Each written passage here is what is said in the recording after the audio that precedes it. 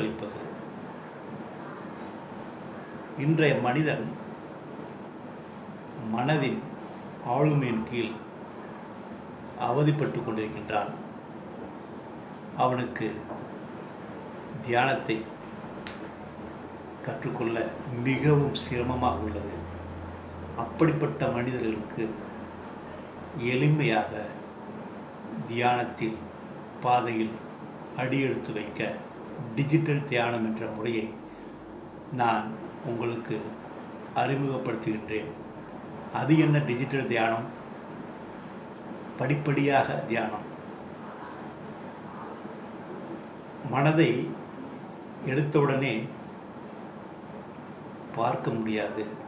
தியானம் என்றால் கவனி. மனதை எடுத்தவுடனே கவனிக்க முடியாது. அதனுடைய ஆளுமை அவ்வளவு உயர்ந்தது. பல மாதங்களாக, பல வருடங்களாக உங்களை ஆளுமைப்படுத்தி வந்த மனதை நீங்கள் ஆளுமைப்படுத்துவதற்குத்தான் தியானம். எடுத்தவுடனே அமர்ந்து மனதை கவனிப்பது மிக மிக கடினமாக உள்ளது. அதை எப்படி எளிமையாக்குவது? எண்ணம், சொல், செயல். பெரிய செயலை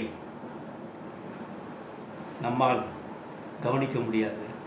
சிறு செயலை கவனிக்க முடியும்.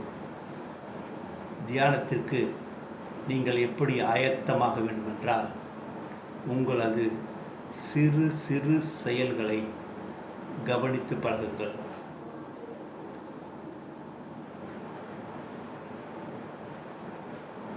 தேநீர் அருந்துவது, குளிப்பது, வெறுங்காலில் நடப்பது, அமர்வது, எழுந்திருப்பது, இவை அனைத்தையும் உணர்வுடன் கவனித்து நீங்கள் செய்து வாருங்கள். இதுதான் உங்களுக்கு முதல் பாடம். டிஜிட்டல் தியானத்தின் முதல் பாடம் இதுதான்.